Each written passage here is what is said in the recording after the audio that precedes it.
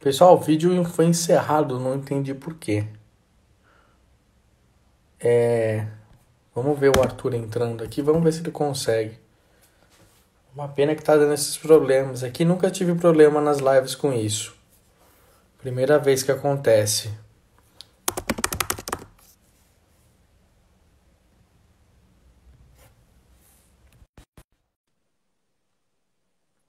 Vamos lá, o Arthur entrou. Eu não entendi porque o vídeo foi encerrado. Eu tava falando um pouco Doutor, sobre. boa noite. E Tá aí? ouvindo? Tô ouvindo, tranquilo. O É, vídeo hoje tá anterior bem foi. difícil. Tá com muitas Eu lives acho que tá com e muita live, né? muita live, porque nunca aconteceu isso comigo também. Eu sei que o horário é mais propício devido a esse congestionamento de lives. No entanto, tá caindo mesmo. Eu tô sem imagem, né? Ninguém tá me vendo. Hum, E tá caindo. Mas vamos tá tentar caindo, falar né? sobre alguma coisa. A caiu também na sua aí? Como é que tá? Então, eu tava falando um pouco sobre os Hipertrofia. conceitos aí de resistência máxima, Ótimo. assim, os princípios da hipertrofia, né? Uhum. Carga, né? Tempo de intervalo. Exatamente, número de repetições. Até falei pro pessoal que eu estava me metendo um pouco na área do educador físico, né? Mas a medicina esportiva, ela tem essa questão da gente ficar muito interdisciplinar, né? E de repente o vídeo cortou, falou, ó, não tá mais online. Eu achei meio estranho esse vídeo sair. Mas vamos conversar. Eu introduzi um pouco algumas coisas já para o pessoal, falando sobre a questão do principalmente da maturação, né? Que isso é muito importante. Então, você só vai conseguir hipertrofia a partir do momento que você desenvolver os hormônios, né? O evento que ocorre na puberdade. Sim. Antes disso, basicamente, o ganho de força é através de fatores neuromotores, né? Então, o aumento do número de fibras nervosas envolvendo o músculo, toda essa questão do aprendizado motor que a gente fala, né? E, e que a partir do momento que você está biologicamente apto para essa,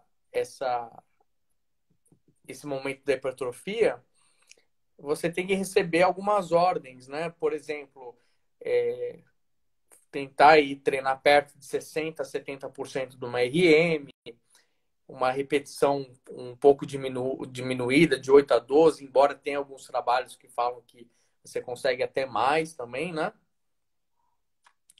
É, a importância da nutrição, né? E vamos tentar ir pelo áudio. Queria que você falasse um pouquinho aí sobre esses conceitos básicos aí para a gente começar a nossa conversa.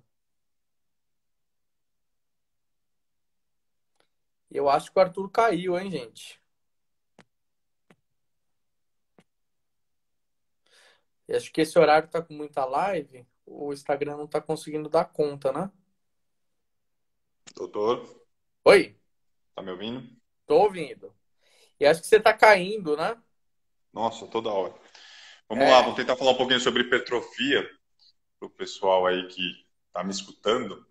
Você falou certinho, essas variáveis com relação à carga, tempo de intervalo, e é muito importante também um início com cargas mais baixas, resistentes.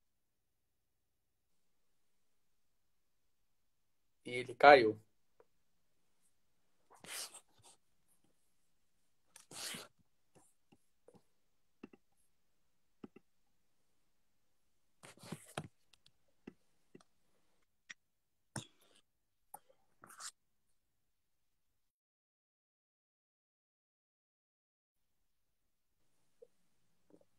Arthur, você tá variando aí, tá caindo a sua voz, viu? Eu não tô conseguindo te escutar. A voz voltou e depois parou.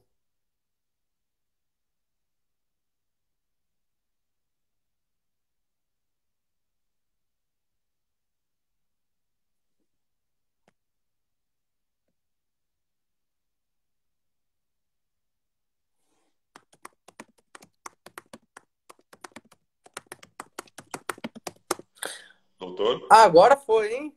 Nossa Senhora. Vamos lá. Vou estar Agora deu lendo. certo. Então, a gente estava falando um pouco sobre os conceitos básicos da hipertrofia, né? Sim, carga, tempo de intervalo. Eu tenho um conhecimento mais teórico disso, né? Então, que são essas coisas que eu falei, que eu até estou colocando no e-book que eu vou disponibilizar online para o pessoal, sobre o contexto aí das cargas, das resistências máximas serem maiores, né? O tempo de intervalo. Existem trabalhos falando sobre 8 a 12 repetições, existem coisas falando mais. Mas eu queria que você falasse um pouco sobre esse conceito na prática, como que você faz uma prescrição do treino de hipertrofia no dia a dia, né? Como que é o seu, o seu contato com o atleta, com o seu aluno, né?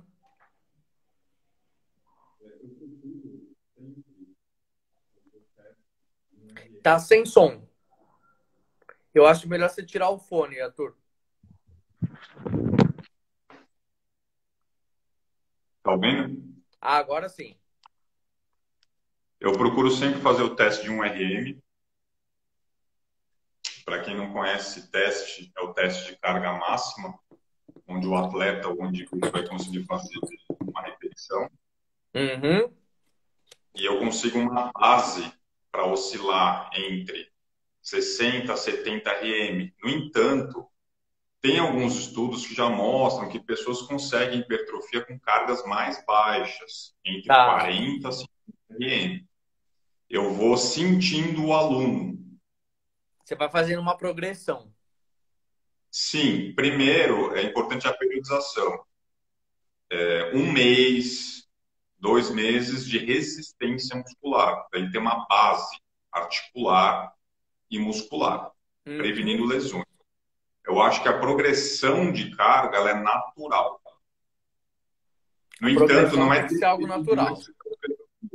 isso, não é determinante, não é ela o ator principal da hipertrofia. Ela é uma variável da hipertrofia.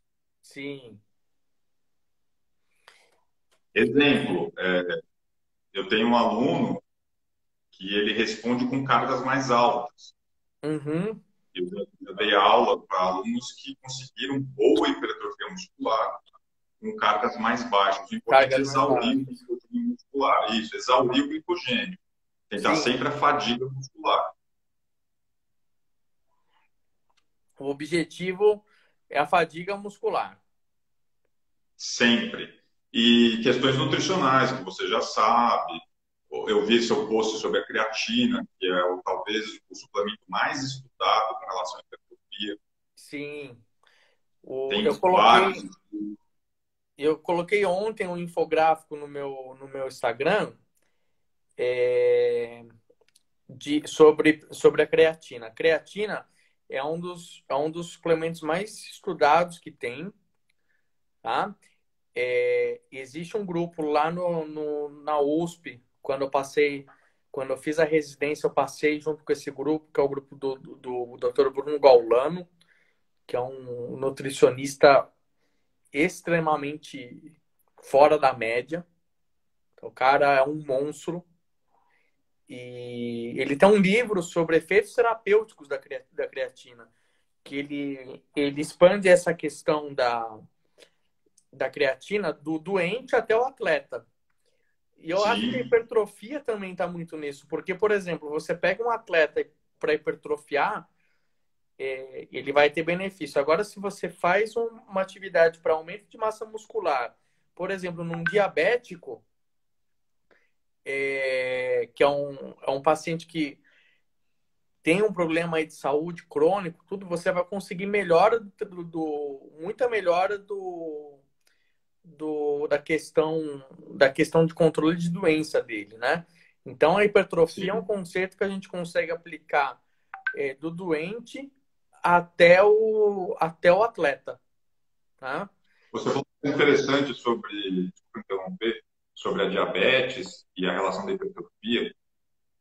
aumenta, né, o metabolismo basal, e, no entanto, uma pessoa hipertrofiada também melhora a sensibilidade insulínica, A sensibilidade insulínica também, né, exatamente. indo contra a resistência insulínica, que é uma pré-diabetes já, né? Na verdade, Que é um dos pilares da doença, né? Então, se a gente for pegar a bruxa fazendo lá a poção do diabetes, um dos potinhos que ela vai colocar no caldeirão é a resistência insulínica.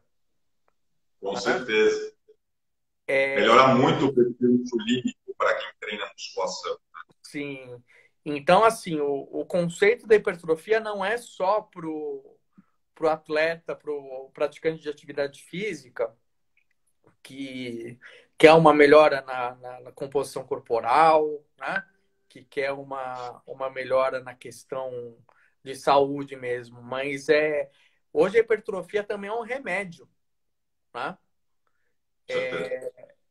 E falando um pouco sobre esportes, né? Que é o grande tema aí da nossa live de hoje.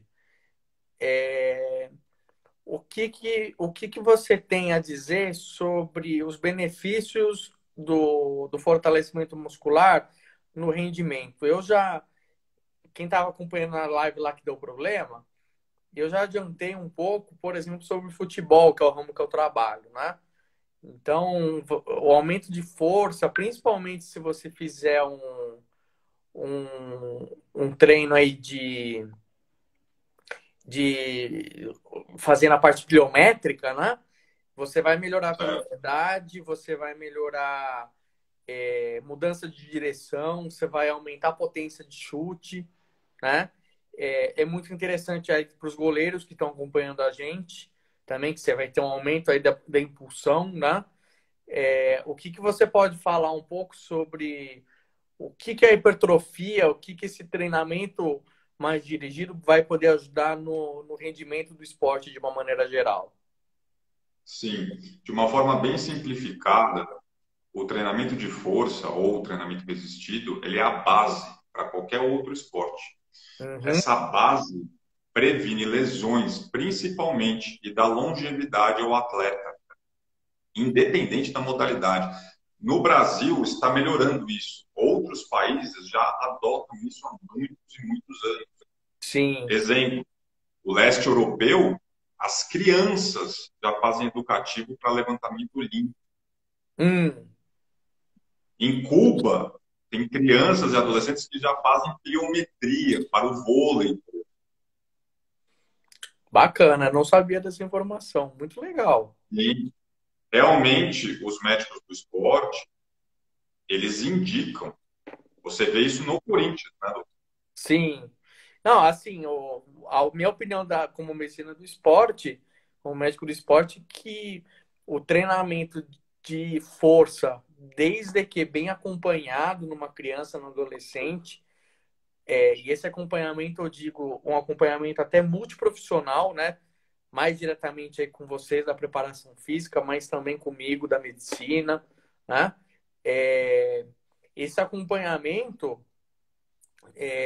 exime qualquer risco aí de lesões, tá? Exime qualquer risco de prejuízo. E pelo contrário, a gente sabe que a atividade física, de uma maneira geral, ela vai ajudar até no crescimento dessa criança, né? Com certeza. Questões hormonais, né? Por questões hormonais, exatamente. Desde que os outros aspectos também estejam controlados. A gente vê, por exemplo, na ginástica olímpica, assim, nas ginásticas, né? Vamos colocar no grupo Sim. geral, existe aí a questão do aspecto pueril, da limitação de peso. Aí o que acontece? Existe até um erro, porque eles dão uma carga muito alta, é, e a paciente, o atleta faz até uma restrição energética, aí é perigoso. Mas assim, você estando em dia com o seu balanço energético e sendo bem orientado nos movimentos, não tem problema nenhum você fazer uma atividade física em extremos aí, por exemplo, na infância e adolescência, né? Sim, na minha opinião, quando você aplica um treinamento de força para criança, não é uma coisa lúdica, porque é um sistema de treino, Uhum. né? A adolescência já é, na minha opinião, um pouco melhor, porque é um sistema monótono, repetitivo, rotineiro. Hum. No entanto, é a base. É a Se você base. tem um atleta, é a base. Se você tem um atleta de futebol, ele vai ter o melhor rendimento. No entanto, ele não precisa ser enorme, ele não precisa ter muita hipertrofia, não precisa ter muita massa muscular, conforme o esporte que ele vai praticar. Tenistas já fazem treinamento de força. Olha o Nadal, por exemplo. É. O É um Nadal é cara um grande de exemplo. outro perfil, né? Tem outro perfil um tenista de 30 anos atrás. Né? Sim. Então, É. realmente a base. No entanto, crianças e adolescentes, principalmente adolescentes que forem utilizar algum outro recurso, por exemplo, um recurso hormonal, isso pode prejudicar, sim, o crescimento, fechando as epífises ósseas, né? Uhum. Então, adolescentes que usarem esteroides anabolizantes sintéticos podem ter um prejuízo no crescimento mesmo. Sim. Crescimento. Tirando isso, bem orientado ao que você falou, é sucesso. Ele vai ter um melhor rendimento na modalidade que ele escolheu. Uhum. É, e assim, é que nem eu sempre falo, né? Expandindo para o lado geral da coisa. Existem duas maneiras de você ganhar massa, né? Existe a maneira certa, Um amigo meu, desculpa interromper, excelente tá? preparador físico e ele é Ó, especialista em treinamento de força para lutadores. Tá? lutador. Werther, preparação física para lutadores de MMA, principalmente. Um excelente Legal. preparador físico. Um abraço, Werther. Pô. Vamos lá, doutor, desculpa. Então, você entrou aí no assunto dos esteroides, é bem interessante porque existem duas maneiras da gente ganhar massa. Existe a maneira certa e existe a maneira errada, né? É rápida, né? Que não compensa. Só que o problema é que essa maneira errada é um pouco mais fácil do que as outras. Só que existem pesquisas que mostram, eu vi isso na época que eu estava na minha especialização no INCOR. Existem algumas pesquisas que mostram que a proporção entre a, a, a parte física, o ganho de massa, né? O tanto de músculo que você tem de massa e a força no usuário de anabolizante é desproporcional, né? Sim, Se você for fazer uma relação entre força e espessamento por exemplo, a gente faz uma avaliação por ultrassom, por exemplo, faz a medida da espessura do bíceps. De quem faz um trabalho de hipertrofia nesses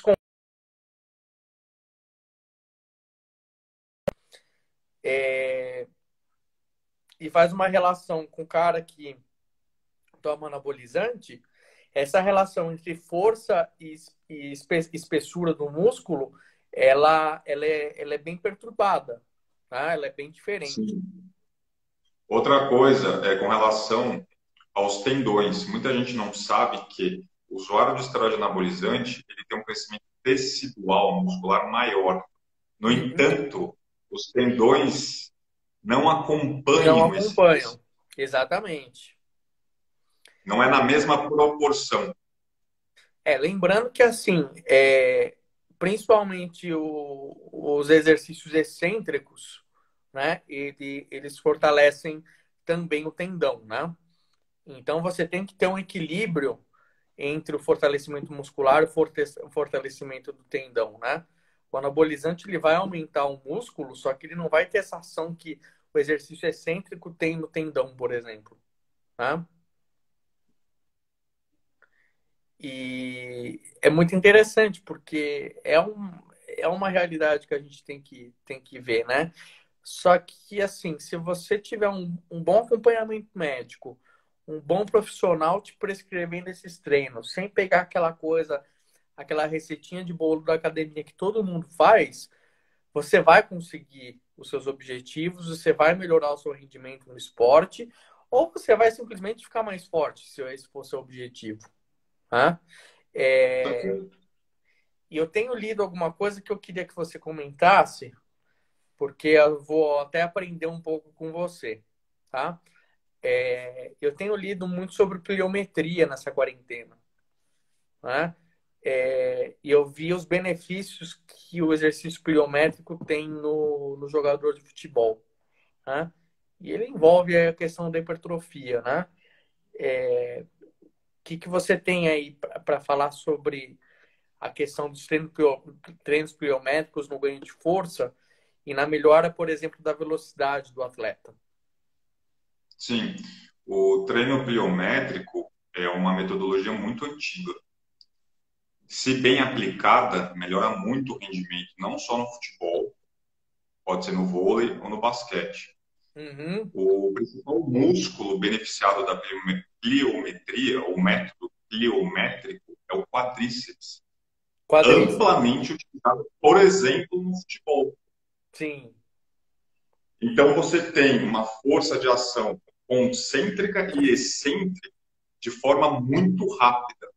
Uhum. Libera energia muito rápida. Essa explosão é a base de saltos, por exemplo. Dos saltos, né? Sim, melhora. Vou dar um exemplo. O Romário, em 94, ele fez um gol de cabeça pulando muito alto. Os Brasil e treinos Suécia, pliométricos semifinal. dele foram na areia. Ele fazia pliometria na areia Na para areia. dificultar. Sim. Caramba! Brasil e Suécia 1-1, semifinal da Copa de Lembra 94.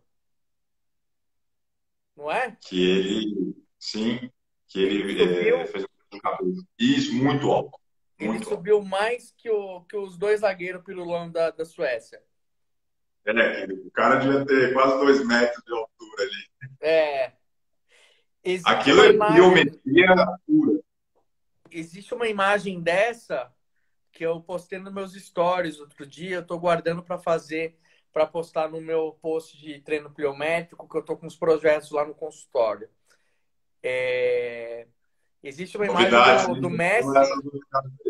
e do Cristiano Ronaldo também, Sim. mostrando eles saltando mais que os outros. O É, a- Cristiano Ronaldo é um exemplo de atleta, né? Ele cuida muito da preparação física, ele gosta de treinar, é é, diferente. você Depois da sabe parte que técnica, pode falar. você sabe que eu estou fazendo um texto, eu estou produzindo um texto para postar. Eu tô com bastante texto guardado, estou soltando aos poucos aí para vocês acompanharem no Instagram. Mas eu estou fazendo um texto, eu estava hoje de manhã escrevendo sobre a diferença do atleta de futebol e do jogador de futebol. E, e ele vai de encontro com esse fato aí que a gente está conversando sobre a importância do fortalecimento do exercício, da hipertrofia nos esportes, né? Sim. O atleta que se prepara mais, tudo, né? Mas assim, uma coisa que eu quero lembrar para todo mundo aqui que está acompanhando a gente é que não é que a gente está falando sobre treinamento de força, que a gente vai fazer só o treinamento de força. O benefício que a gente tem no esporte com treinamento é um benefício de todas as variáveis do exercício físico, né? E eu queria falar um pouco, e queria que você também completasse um pouco sobre a importância do treinamento aeróbio nesse processo, porque a gente não pode também Ah, fazer um treinamento aeróbio muito extenso, porque a gente pode aí estar gastando ficha que a gente tinha para gastar com hipertrofia. Só que é muito importante você ter um treinamento aeróbico. Tem um professor meu lá do Incor, que eu vi, inclusive, que você segue ele, o Dr. Newton Nunes. excelente. O Newton é um cara sensacional. Eu já fiz uma live com ele, inclusive. E o Newton fala qual que é o melhor exercício que tem, o aeróbico ou o resistido. Ele fala, não é nenhum dos dois, são os dois juntos. Né? E para essa questão dos exercícios aeróbios, uma coisa que eu gosto muito de trabalhar com quem quer hipertrofia é a gente dosar essa quantidade de exercício aeróbio através da intensidade a partir do teste ergospirométrico. Né? Então é muito importante isso também. É importante também ter o treino aeróbico, né? Ele também vai ajudar você ter mais fôlego, você ter mais resistência para fazer o treinamento resistido, né? Você pode falar um pouco do teste, doutor, por favor? Vamos falar um pouco sobre o teste ergospirométrico. O teste ergospirométrico é um exame que a gente faz uma avaliação da interação cardiopulmonar do organismo, tá? Então, a gente faz um eletrocardiograma de esforço normal, aliado à análise de gases. O que acontece? A gente usa o oxigênio para obter energia e solta o gás carbônico para jogar os metabólitos aí do exercício, né? E o que acontece? Chega um ponto que a gente está usando a capacidade quase que máxima de oxigênio e a gente precisa de outras fontes auxiliares para ajudar a gente no exercício físico. Aí o corpo começa a também fazer a questão do metabolismo anaeróbio, né? Então ele começa a usar o sistema TPCP, que é muito importante na força, começa a usar a via glicolítica, né? Que é maneiras de você obter energia sem o uso do oxigênio. Só que o que acontece? O metabólito disso sempre vai ser, por exemplo, na via glicolítica, que você vai pegar a glicose, queimar sem. Não é bem queimar, que queimar quer dizer que você está colocando oxigênio, né? Mas você vai pegar a glicose e vai transformar ela numa energia para o organismo, você vai liberar gás carbônico. Então, vai começar a aumentar os valores de gás carbônico que você está produzindo no organismo, e esse gás carbônico ele vai ter que ser eliminado. Quando essa pressão parcial de gás carbônico sobe, tem um sensor aí na região da ponte, né? Que é uma estrutura que a gente tem aqui atrás da cabeça, que ele percebe esse aumento do CO2 e acelera a, a respiração, a frequência respiratória, para você eliminar mais gás carbônico. A partir desse momento, você entra num estado de metabolismo lático compensado, tá? Então, o corpo está lidando com a sobrecarga, só que de uma maneira compensada. E, num segundo momento, nem isso vai ser suficiente. Então, os índices de ácido lático, os índices de gás carbônico vão começar a subir muito no organismo. Aí vai ser a hora que você vai quebrar, né? Qual que é o ponto interessante de você fazer uma atividade aeróbica? Não só para quem queira fazer hipertrofia, mas também para quem quer fazer uma melhora da capacidade física. É fazer o exercício entre esses dois pontos. O ponto que você começa a fazer uma sobrecarga, né, no organismo, né, aumentando aí a capacidade de produção de energia sem o oxigênio, e o ponto que você não dá conta mais. Né? Então, é interessante, junto com esses treinos, você colocar esse treino aeróbio junto, entendeu? Então, ao que acontece, eu liguei a Siri do computador aqui sem querer. O que acontece? Você precisa ter uma integração dessas atividades, né? E o ergospirométrico é uma maneira boa da gente medir essa intensidade. Eu brinco que, assim, eu vou dar a dose do exercício que você vai fazer. Né? Eu dando a dose certa, você vai ter uma melhora da sua capacidade física aeróbia e você também vai ter períodos aí para você gastar energia com o treinamento resistido. Você falou uma palavra excelente, na minha opinião, dose. Nós, treinadores, aplicamos doses. Uhum. Simples assim. Cada aluno, uma dose. Uma dose, né? Então, é extremamente difícil para o treinador aplicar a dose certa. Ou seja, o volume, a especificidade do treino. Principalmente eu, que sou personal trainer, no geral, não trabalho com atleta, trabalho com melhora na qualidade de vida. Então, eu tenho que aplicar uma dose correta para o meu aluno. Se eu Sim, errar na dose, pode ser totalmente prejudicial. pode ser Então, prejudicial. esse teste é sensacional, até para mim, porque esses valores nas minhas mãos, eu consigo prescrever melhor o limiar anaeróbico, Sim. aeróbico daquele meu cliente. Então, E esse valor é tão importante que você pode, por exemplo, colocar o paciente nessa faixa entre os limiares durante a prática do exercício resistido, né? É com uma certeza. coisa que assim eu fazia muito quando eu estava fazendo academia, eu ficava com o reloginho e no momento que eu estava lá com os ferros, eu acompanhava se a minha frequência estava nessa faixa que o exame me indicou, né? Excelente. Isso é muito importante porque você acaba treinando de uma maneira equilibrada, tá? Lembrando que o excesso de treino ele pode ser prejudicial. Você pode queimar a massa magra, você pode esgotar e, pior de tudo, você pode ter uma lesão. Tá? Eu Bem acho que lembrado, doutor. isso é o Excesso mais de treinamento é muito prejudicial, que é o overtraining. ao overtraining. Começou com os atletas, começou com eles, e hoje, infelizmente, já tem na literatura em pessoas comuns, que está totalmente errado. Sim, Se a pessoa não é atleta, por que ela vai ter overtraining? é uma coisa importante falar sobre o overtraining. A gente fala overtraining assim no geral, Sim, mas existem dois conceitos do atleta cansado. Existe o overreaching e o overtraining, né? O overreaching é quando a gente tem essa diminuição realmente da performance física, esse estágio de descompensação, né? Só que com a pausa do exercício você consegue recuperar.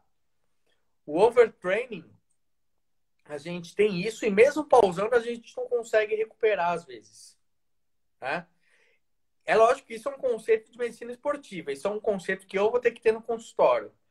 Mas para o público geral, é importante a gente falar sobre o excesso de treino, né? E o overtraining é um nome que ficou mais conhecido. Mas é importante falar sobre essa. É uma diferença conceitual, né? sim. Mas é lógico que no meio da academia a gente vai falar de overtraining. Ninguém é obrigado a saber, como eu, a questão do que é um overreach e um overtraining, né? Sim. E para piorar, tem o overuse, O que é muito overuse. comum em tenistas, por exemplo, que é aquele Sim. pensamento, principalmente nos ombros, ou no, por exemplo, no atleta de handball, pela No, abdução. Chega uma hora que o atleta não aguenta mais no aquele atleta de esforço tênis a repetitivo. gente tem muito no cotovelo. Sim, É jogador a de tenista, condilite lateral. exatamente. Inclusive, puxando a bola aí pros meus atletas da base, o overuse é uma lesão muito comum na nossa faixa de trabalho também, né? Porque os ossos, a musculatura estão em formação ainda, né? Sim, Então, pode você vê que é evoluir mais é um rápido. conceito bem abrangente, né? Sim. É um conceito bem abrangente que a gente consegue aplicar. E me fala uma coisa para eu aprender um pouco com você também.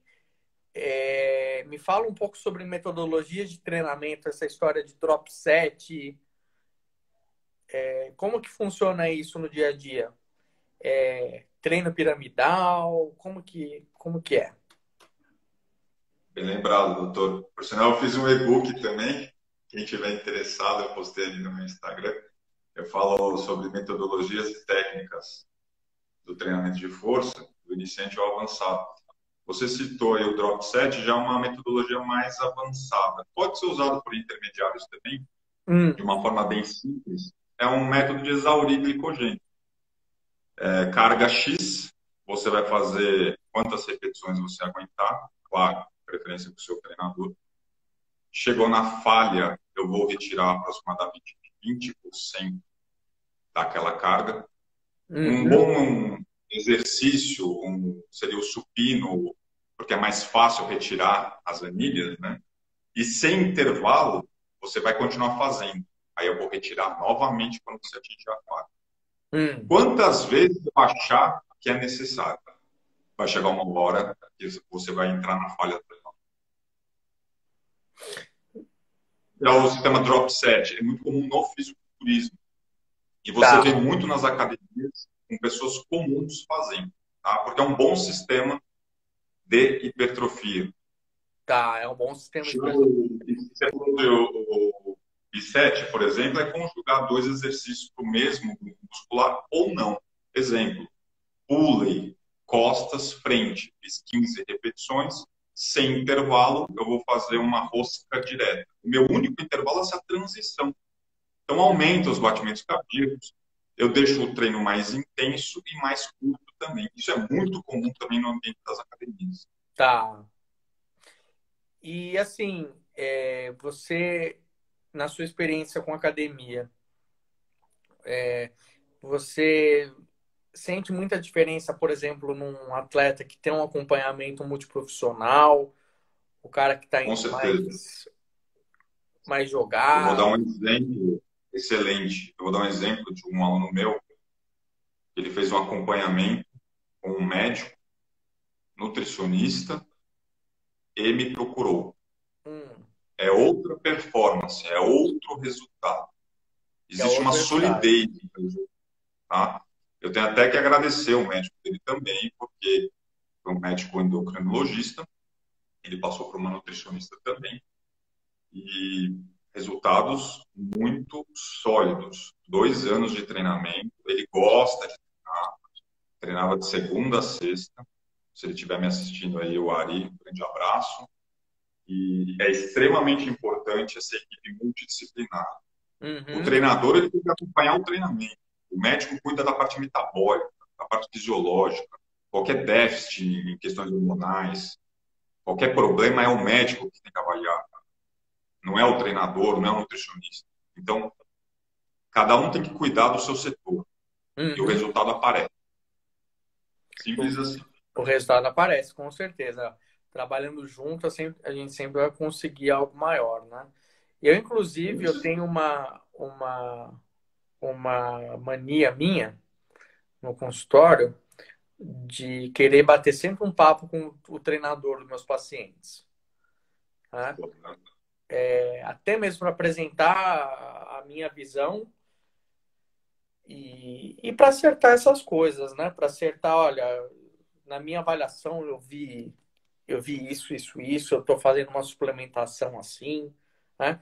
E o bom, puxando um pouco de sardinha para o médico do esporte, é que a gente consegue ter uma análise ampla aí da medicina, do atleta, que a gente consegue trabalhar nas questões hormonais, nas questões osteomusculares, nas questões de suplemento, né?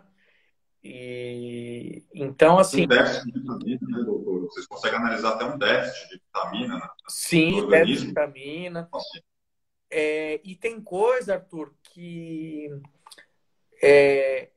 quem não está envolvido com esporte na medicina, às vezes, não é que deixa passar, mas não tem esse nível de profundidade, né? Eu vou te dar um exemplo. Por exemplo, eu trabalho muito performance com os meus atletas, né? Eu atendo muita gente do futebol, eu preciso que esses moleques corram, né? E existem trabalhos que falam que níveis de ferritina abaixo de 50% do corte podem atrapalhar um pouco a performance física, tá? Então, mesmo que a ferritina desse atleta esteja normal, eu aplico isso lá no sub-23, que eu cuido dessa parte. Pelo menos estava aplicando até a quarentena, né? Então, por exemplo, atletas que têm a ferritina abaixo de 50% do corte, repetindo, eu não conheço, doutor. é a, Perdão. a ferritina é o estoque de ferro que a gente tem, né? Ah, sim.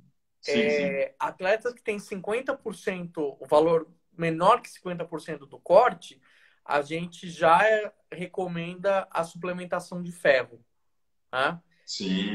Não é só quando o ferro estiver baixo. A gente já antevê as questões. Hoje existem muitos dados sobre o zinco, né? O zinco é um mineral muito importante no hormônio, na produção de hormônio. Né? Eu gosto muito de suplementar zinco nos pacientes. E Eu outra prestei questão exemplo. e outra questão que é muito importante que eu abordo na minha consulta, que inclusive eu estou produzindo um texto sobre isso também, em breve vocês vão poder acompanhar aí no Instagram, é sobre a importância do sono, né? O O, doping natural, né? exatamente. Então, o sono, por Esse é o doping exemplo, natural. na faixa de crescimento, você recomenda 8 a 10 horas de sono. Para um atleta e para um praticante de atividade física, é legal de 7 a 9 horas de sono.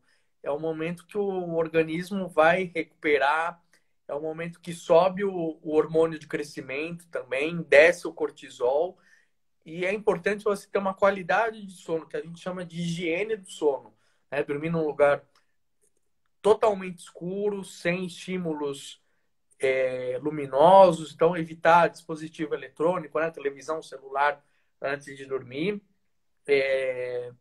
Também faz parte. A hipertrofia, o aumento da massa muscular, a gente não vai conseguir só lá na 1 hora, 2 horas que a gente está treinando na academia. É um Pelo processo contrário, de 24 horas. Tá? É um bem pro... interessante o que você falou. Muita gente não entende isso.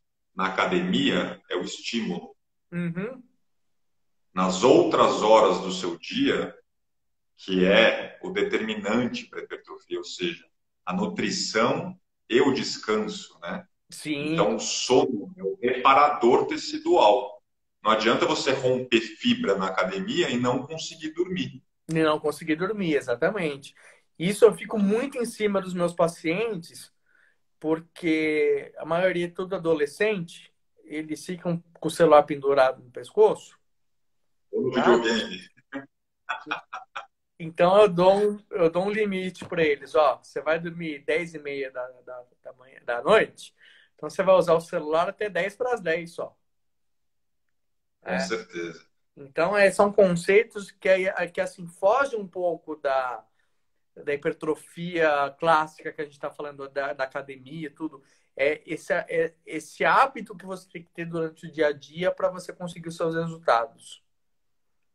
Então, aí que está a importância do médico, do treinador, do nutricionista. Quanto mais informação as pessoas tiverem, melhor. Elas É, conseguem um resultado mais rápido, natural e sólido, sim, com mudanças de hábitos e disciplina. Certo, doutor? certo. E assim, você individualizar a coisa, né? Então, por exemplo, não adianta você fazer a suplementação que seu amigo faz. Às vezes a sua necessidade é outra, tá? Muito menos as blogueiras, né? O pessoal que gosta de Muito menos a blogueira, blogueira, exatamente. toma cuidado. Viu? Ou fazer a suplementação desse cara que entrou, Flávio. Flávio é o japonês mais forte que eu conheço, meu parceirão de Corinthians. Fiquei a Copa São Paulo com ele lá inteiro, me diverti. Cara, gente boa pra caramba. É... Mas é importante você ter essa individualização, tá? É importante A você minha, ter essa, essa característica de pensar em você com como certeza. um indivíduo único, né? Não fazer as receitinhas de bolo que a gente tem por aí. É por isso que as pessoas contratam um personal trainer. Não está falando personal. Você vai É, pagar mais caro por um serviço que tem que ser personalizado. Se eu for no personalizado, seu exatamente. consultório, você vai fazer exames e você vai ver o Arthur só. Tem que ser uma especificidade, né? Falar, não, o Arthur é assim, o hemograma dele é esse, a questão Sim, hormonal dele é essa, a genética dele é essa. A gente não pode generalizar treinamento, a gente pode generalizar prescrição, enfim, com certeza, estou total acordo. com certeza. E, inclusive, assim, para você traçar seus objetivos, né? Então, por exemplo, um atleta que ele quer ganhar velocidade, o trabalho, lógico que eu vou passar todo o trabalho aeróbico para ele fazer, né? Que eu vou usar essas técnicas da ergospirometria que eu comentei, né? Só que vai ser importante a dinâmica do treino dele ser voltada para isso, né? Com O certeza. treino resistido dele ser algo ávido ao sprint, né? A velocidade, né? Isso é muito importante. E uma coisa assim que eu tô vendo, Arthur, é que a cabeça do pessoal tem mudado um pouco. Eles estão procurando mais individualização, eles estão querendo mais cuidados, né? Com certeza. É só fazer um teste.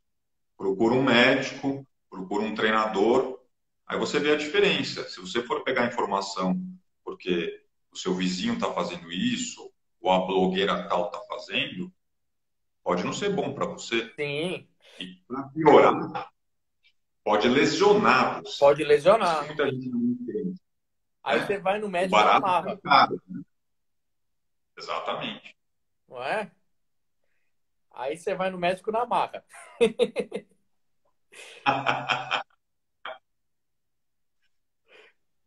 O pessoal às vezes faz a coisa errada, não procura o, o, o conhecimento, né?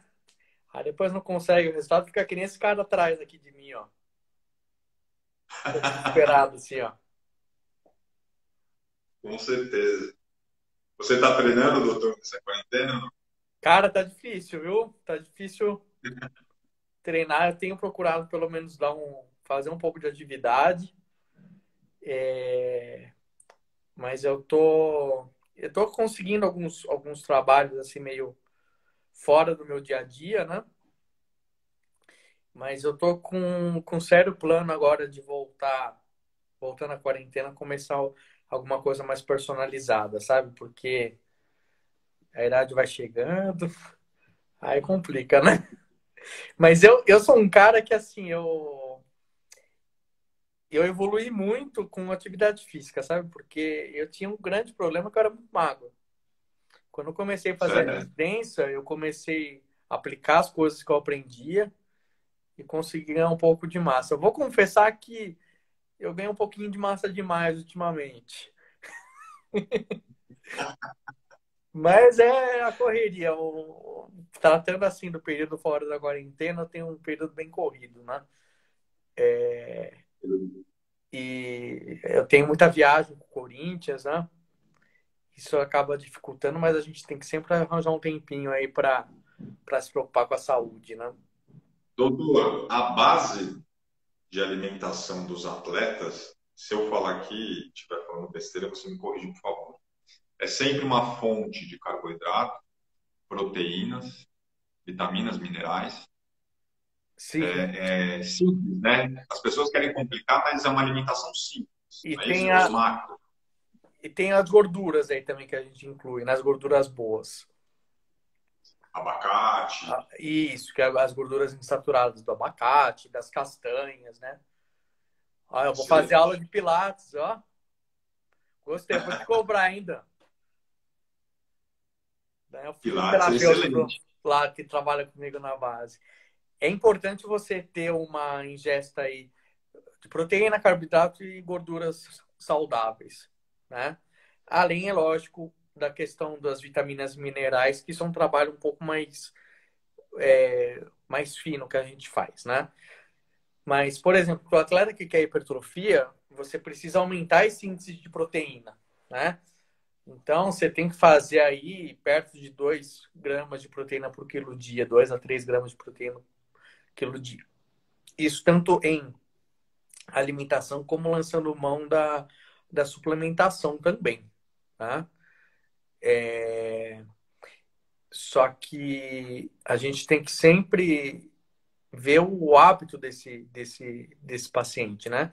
Se ele é um cara que ingere bastante proteína, então não é só você tomar um whey depois que acabar o exercício, entendeu? Tem que Sim. fazer um. Doutor, Oi. desculpe interromper, tem uma pergunta interessante aqui, ó. Ah, Um trabalho em academia com professores é diferente de um trabalho com personal? Com boa. certeza, totalmente diferente. Totalmente diferente. Até porque eu já fui instrutor E eu sei como funciona, né? Se você entra na academia, o instrutor, ele tem que te dar atenção. Só que ele vai atender outras pessoas. Se Sim. for um horário público, ele vai atender 10, 15, 20 pessoas. Então, ele vai fazer um trabalho básico. É um Se a trabalho mais pessoa geral, quiser. né? Exatamente. Tanto é que existe a ficha iniciante, intermediária e avançada. Uhum. Quando você contrata um personal trainer, ele prescreve exatamente o que é melhor para você, a dose correta, conforme as informações que você vai passar para ele. É um Sim. trabalho totalmente diferenciado. Uhum. Totalmente diferenciado, com certeza. É um trabalho mais individualizado, né? Sim. Assim como a suplementação, né? Tem gente que começa a fazer, pega uma ficha aí, que nem você falou, iniciante, intermediário, avançado, vai para academia, faz os exercícios, aí chega em casa, toma um copo de whey protein. Não é bem assim, entendeu?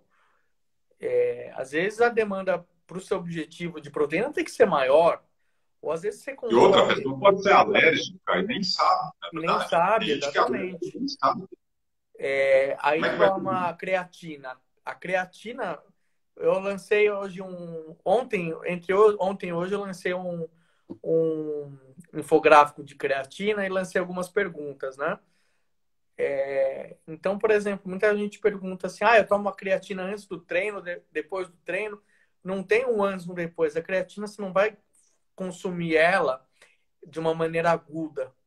Você vai criar um depósito da creatina no seu corpo para ter os efeitos, né? Então, inclusive, o dia que você não treinar, você vai tomar creatina, porque você está fazendo Com certeza. depósito.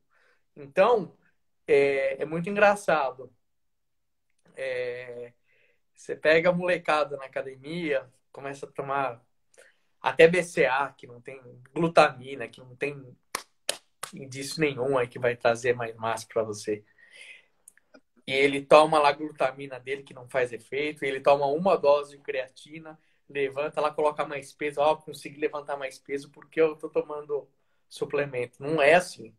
A creatina ela vai começar a fazer o efeito a partir de 5 dias, mais ou menos, que você está tomando ela. Sim. Né? A glutamina, nem que você tomar um ano, ela não vai fazer efeito. Então, não gaste dinheiro com glutamina, gaste dinheiro com creatina, que é um suplemento mais estudado. Né? Com Então, certeza. É o suplemento mais estudado com relação à força e hipertrofia. sim, exatamente. É o suplemento mais estudado que tem.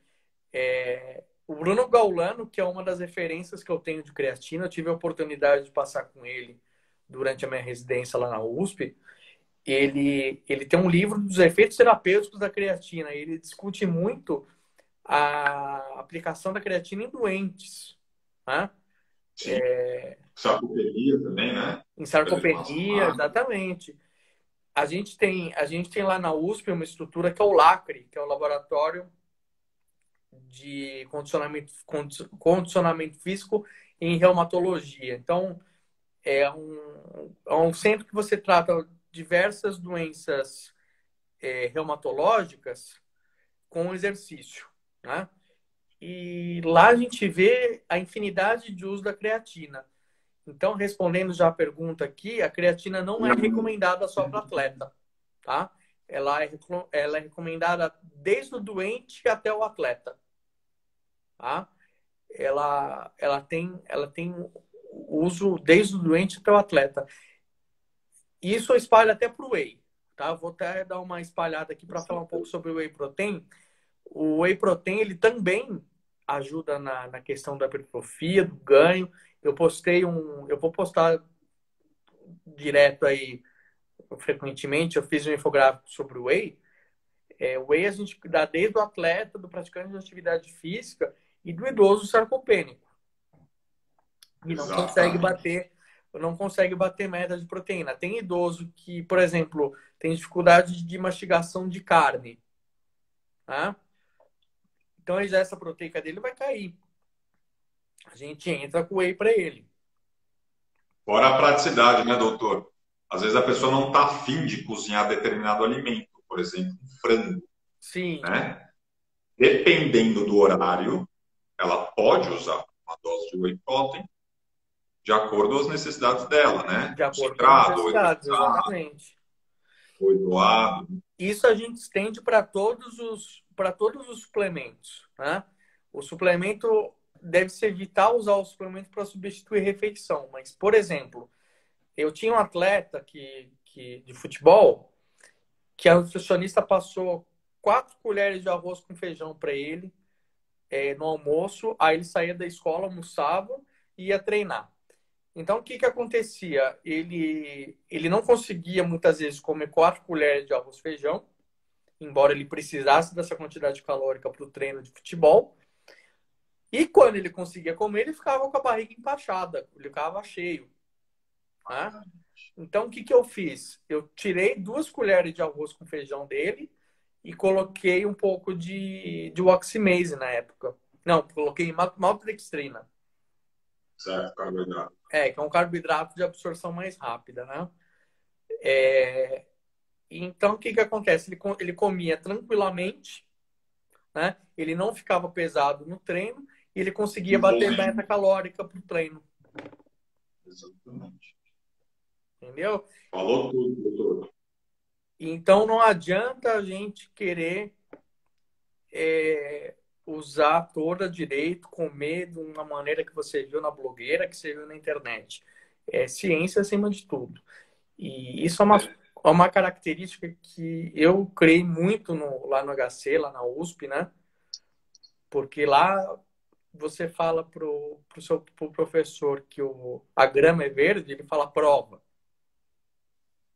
Né? Mostra um trabalho científico que fala que a grama é verde. Então, E se você falou uma coisa muito importante com relação à rotina da pessoa, né? É uhum, muito fácil prescrever uma dieta abrangente, né? Que pode muito ampla. Você tem que respeitar a rotina da pessoa, tem que que nem você respeitar a respeita rotina. a rotina desse atleta. Ele É, falou, olha, doutor, acontece isso, isso, isso. Aí você adaptou e inseriu para ele, sim. né? E essa questão da rotina é muito importante. Assim, eu gosto muito do trabalho de nutricionista. Tem vezes que eu indico, às vezes, o nutricionista para o meu paciente, né? Só que, na maioria das vezes, eu consigo arrumar só pela rotina, né? Eu consigo arrumar a suplementação. Eu gosto do nutricionista quando ele tem uma rotina, um hábito alimentar muito errado, né? Mas, assim, em geral, você entender o dia a dia desse atleta, você consegue acertar essas coisas. Então, você coloca o objetivo desse atleta, o dia a dia desse atleta, você consegue desenhar de uma maneira legal. Falta 1 minuto e meio para terminar nosso papo, Bom, que pena, doutor. tá? Desculpa pelos problemas que deu, Não, viu? tranquilo, acontece. Eu vou deixar esse vídeo no meu IGTV, tá? Vou adicionar lá no IGTV. E vamos marcar mais vezes aí para a gente conversar. Eu acho que tem muita coisa que a gente pode conversar sobre hipertrofia, a gente pode falar sobre casos mais específicos, né? E tem 1 minutinho aí, se você quiser fazer as considerações finais. Não, só tenho a agradecer. E desculpa pela conexão. E é isso. Muito obrigado mesmo. Voltar a se falar, fazer mais. Isso aí, vamos conversando. Quem entrou aqui pelo meu Instagram, segue lá o Arthur, Tiepo Trainer com 2 P's, tá? E vocês podem acompanhar diariamente as minhas postagens aí no dr.renatoestrela com 2 L's para quem está vindo aí da conexão do Arthur. Tá certo? Acho que o Arthur travou aqui, mas a gente vai conversando. Até mais.